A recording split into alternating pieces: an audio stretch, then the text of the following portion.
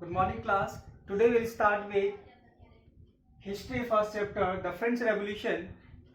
In this topic we'll deal about a growing middle class, awages and end to the privilege. तो हम देखेंगे इस chapter में कि किस तरह से एक थर्ड स्टेट जो है या फिर थर्ड स्टेट जो किस तरह से डेवलप हुई या फिर किस तरह से ये आगे बढ़े. So in this topic first we'll know that peasants and workers of third state had participated in revolt against increasing tax of food scarcity. As we all know that Louis XVI has imposed heavy taxes on the farmers in third states, so that leads to the food scarcity in Paris, which turns into a revolt, which are headed by the peasants and the workers of the third state. So second, but these peasants and workers failed to carry out full-scale measures that would bring social and economic change in the country or in Paris, because these people were uneducated and they were not able to put up a workful scheme to minimize the scarcity of food in the country. Third point is, so this revolt was left to those groups who had been prosperous and had access to education and new ideas. जैसे ही ये बात आगे बढ़ी, ये जो peasants and workers हैं इनके पास इतना नॉलेज नहीं था और न्यू आइडियाज नहीं थे कि वो किस तरह से इस रिवॉल्ट को फेस करें और इसको खत्म करें. तो उन्होंने अपना ये जो रिवॉल्ट था, उन्होंने जो थर्ड ग्रुप है एजुकेटेड लोगों के पास भेज दिया गया, प्रॉस्परस एंड एजुकेटेड पर्सन, ताकि ये जो है इस रिवॉल्ट को आगे बढ़ा सके. फोर्थ पॉइंट में देख लेते हैं, new social groups emerged in 18th century who earned their wealth through trade and from the manufacturing of goods such as woolen and silk textile clothes. So यहाँ पे जो थर्ड स्टेट में जो merchants traders लोग थे, उनका जो main income था वो था through trade and manufacturing of goods. Through trade और मैन्युफैक्चरिंग ऑफ गुड्स से उनको बहुत ज़्यादा करेंसी मिली, मीन्स उनके पास जो भी पैसे थे वो बहुत ज़्यादा आ गए और वो specially woollen clothes and silk clothes को बेचते थे. और ये जो इनकी प्रोडक्ट्स थी ये rich people of the country और नोबिलिटी और क्लर्जी लोग खरीदते थे, जिसकी वजह से इन थर्ड स्टेट के जो मर्चेंट्स और ट्रेडर्स थे उनको बहुत ज़्यादा रेवेन्यू मिलती थी. फिफ्थ पॉइंट में देख लेते हैं, educated society believe that no one should be privileged by birth, rather social position must depend on their merits. अब यहाँ पे जो थर्ड स्टेट में जो एजुकेटेड लोग थे उनका मानना था कि जो एडवांटेजेस है, प्रिविलेजेस मीन्स एडवांटेजेस या फिर जिसको हम सुविधा कह सकते हैं, सो एडवांटेजेस जो भी है वो उन लोगों को मिलनी चाहिए जो कि उसको डिजर्व करते हैं, ना कि एंसेस्टर वाइज या फिर मोनार्की सिस्टम के थ्रू. मीन्स जो भी लोग हैं वहां पे उनको इम्पोर्टेंस उनके बर्थ के हिसाब से नहीं बल्कि उनके मेरिट्स के हिसाब से मिलनी चाहिए थी. सिक्स पॉइंट में हम देख लेते हैं, this idea was based on freedom and equal laws and opportunities for all by two philosophers, John Locke and Jean Jacques Rousseau. So यहाँ पे जैसे ही ये आइडियाज जो है वो सोसाइटी में स्प्रेड होने लगे, यहाँ पे दो फिलोसोफर्स आए. पहले फिलोसोफर हैं John Locke and second one is John Jacques Russia. इन्होंने भी इन सब बातों को समझा और इन सब बातों को और भी ज्यादा ब्रॉड लेवल पे लेके आए, ताकि लोगों में जो अवेयरनेस है और जिसके अगेंस्ट में वो रिवोल्ट कर रहे हैं उस चीज को सिस्टमैटिक ढंग से इम्प्लीमेंट किया जाए, ताकि जो भी फूड स्कैर्सिटी है इन फ्रांस या फिर इन यूरोप उसको बहुत ही हद तक रिड्यूस किया जा सके. So our seventh point is, John Locke in his book Two Treatises of Government refute the doctrine of the divine and absolute right of the monarchy. So John Locke ने अपने इस बुक में The Two Treatises of the Government में उन्होंने लिखा कि जो absolute right है मोनार्की का वो जो है रियल में नहीं है, बिकॉज उनका ये मानना है कि जो भी किंग है या फिर नोबल फैमिली से बिलोंग करता है वो जो है and I mean next to God है और उनको ही ये चांस मिलना चाहिए to rule over the country. लेकिन ऐसा नहीं था, उन्होंने अपने टू ट्रीटीज ऑफ गवर्नमेंट में इस चीज को नकार दिया है. So two treatises of government means refute means होता है एक झूठ या फिर a lie. Okay, so our 8 point is our second philosopher is Jean-Jacques Rousseau carried this idea forward and proposed a form of government based on social contract between people and their representatives. So जो second philosopher है gene Jacques Russia, इन्होंने John Locke की जो idea थी उसको further आगे लेकर के गए और उनका मानना था कि ये तभी हो सकता है जब लोगों के बीच में सोशल कॉन्ट्रैक्ट हो. अब इस चीज को वो किस तरह से आगे लेके गए, मीन्स जो भी पीपल है और जो गवर्नमेंट है इसके बीच में सोशल कॉन्ट्रैक्ट होना चाहिए और इसी तरह से हम क्या कर सकते हैं, अपने लीडर्स को वहां पे भेज करके या फिर इलेक्ट करके इस चीज को हम लोग मेंटेन कर सकते हैं.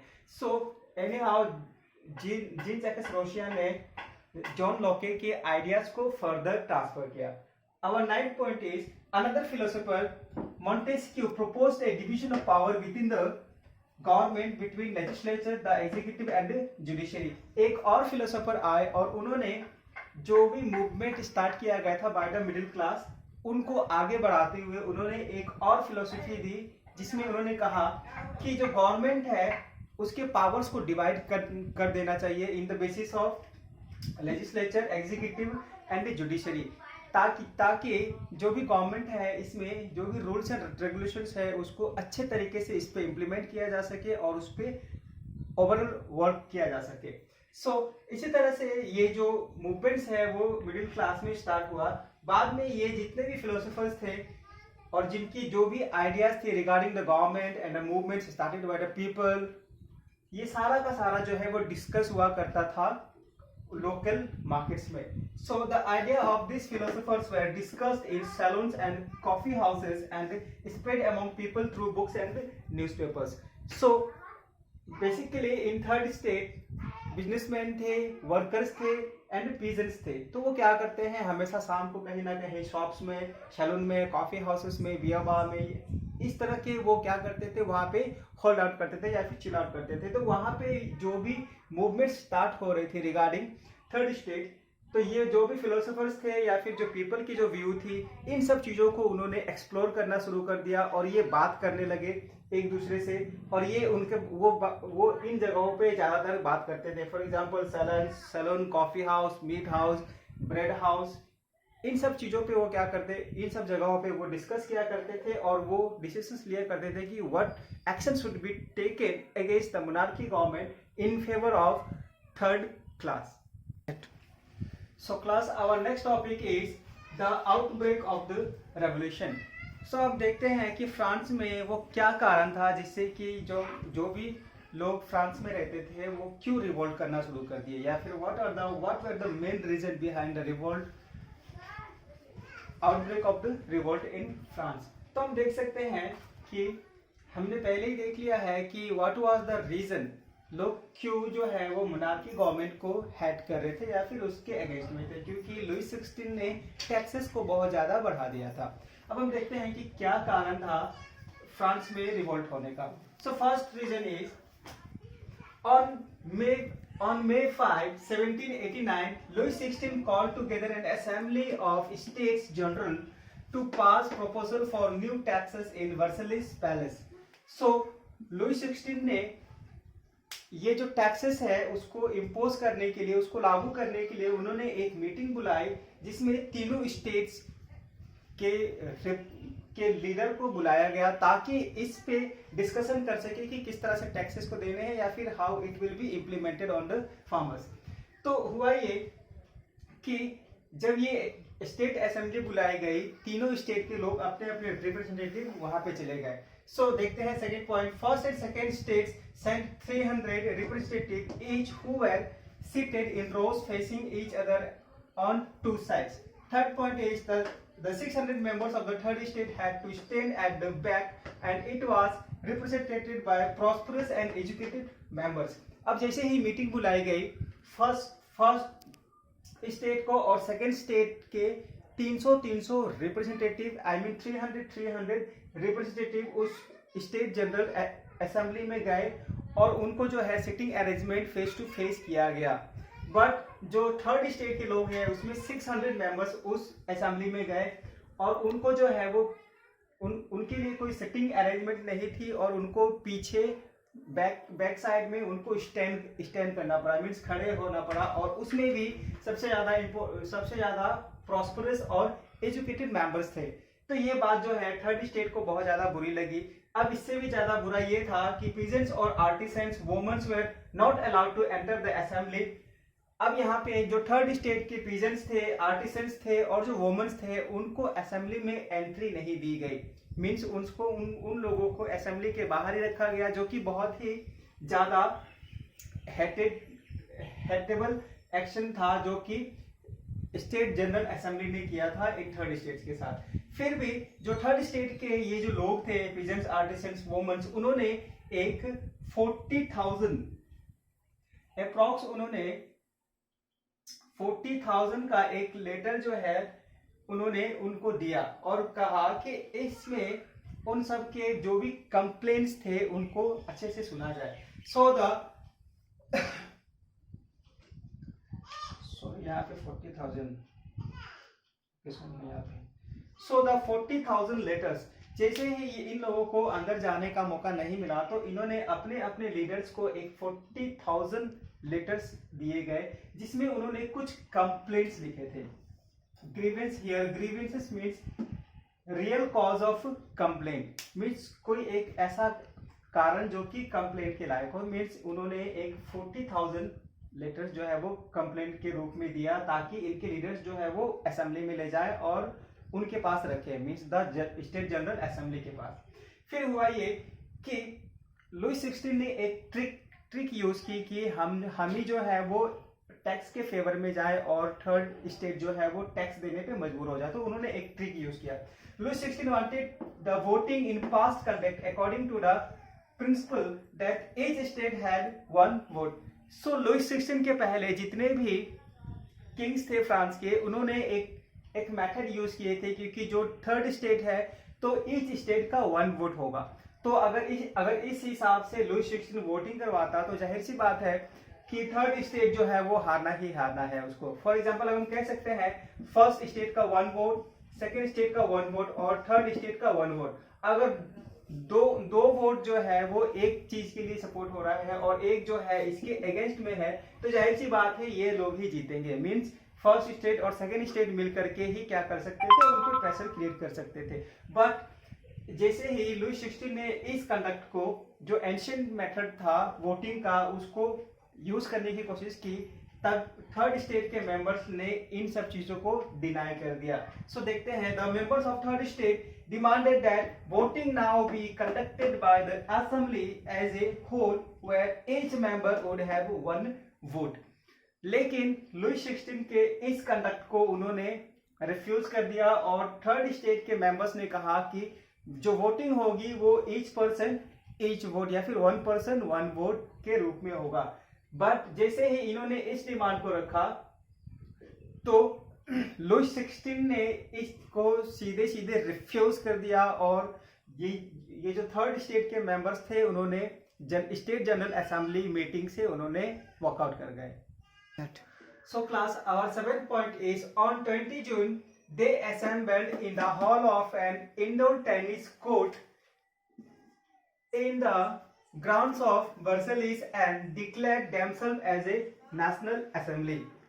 क्या हुआ, जैसे ही थर्ड स्टेट्स के डिमांड्स को किंग ने रिजेक्ट कर दिया, वो स्टेट जनरल असेंबली के मीटिंग से बाहर चले आए। बाहर चले आने के बाद वो सारे लोग जो कि थर्ड स्टेट से बिलोंग करते थे, उन्होंने इंडोर टेनिस कोर्ट, एक इंडोर टेनिस कोर्ट है जो कि वर्सलिस में है, वहां पे उसके ग्राउंड में सारे लोग इकट्ठा हुए और उन्होंने डिसाइड किया कि हमें अपने से एक असेंबली बनानी चाहिए। तो उन्होंने थर्ड स्टेट को मिला करके उन्होंने एक असेंबली बनाई जिसका नाम है नेशनल असेंबली। इसके बाद फिर क्या हुआ, third state had drafted a constitution for France that would limit the power of the monarch. जैसे ही उन्होंने ये नेशनल असेंबली बनाई, इन्होंने सोचा कि हमें अब एक ऐसा कॉन्स्टिट्यूशन लिखना चाहिए जो कि मोनार्की रूल को या फिर किंग के पावर को लिमिटेड कर दे या फिर मिनिमाइज कर दे। तो उन्होंने एक कॉन्स्टिट्यूशन ड्राफ्ट किया जिसका मेन मोटो था कि जो पावर्स हैं किंग के उसको लिमिटेड कर दिया जाए। फिर उसके बाद जैसे ही ये सारी चीजें घट रही थी, जैसे ही नेशनल असेंबली फॉर्म हुई, कॉन्स्टिट्यूशन लिखने की बात आ रही थी, तो नेशनल असेंबली जैसे ही फॉर्म हुआ था उसको उनके लीडर्स जो थे वो मिराबियो एंड अबे साइज जो है उस नेशनल असेंबली को लीड करने लगे। मीन जैसे ही नेशनल असेंबली बना, उनके फर्स्ट लीडर बने मिराबियो एंड अबे साइज। अब हम बात कर लेते हैं मिराबियो के बारे में एंड अबे साइज के बारे में। So Mirabeau basically he was born in a noble family. वो एक नोबल फैमिली में पैदा हुआ। Noble family means kings family या फिर किंग्स, जिसको हम लोग रॉयल फैमिली भी कहते हैं।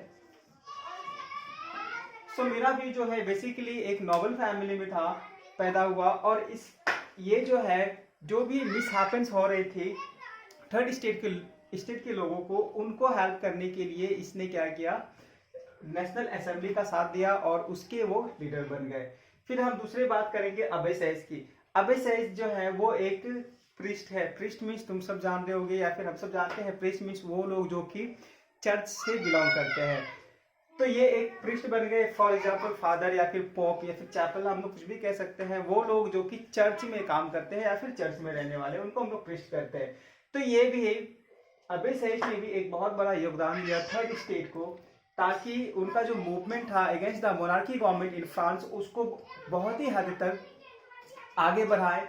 और इन्होंने इसको करने के लिए अबे साइज ने एक पैम्पलेट लिखा, और उस पैम्पलेट में उसने लिखा अबाउट द थर्ड स्टेट, और उस पैम्पलेट का हेडिंग था द थर्ड स्टेट। और थर्ड स्टेट में उसने उस पैम्पलेट में लिखा कि थर्ड स्टेट के लोग क्या है, उसमें क्या क्या होती है, उसका इनकम एक्सपेंडिचर या फिर हर वो चीज जो कि उस बुक में मेंशन किया गया था। तो अबे साइज एंड मिराबियो जो है वो बहुत बड़ा योगदान दिए थर्ड स्टेट को to form an national assembly and to draft a constitution which limits the power of the monarchy.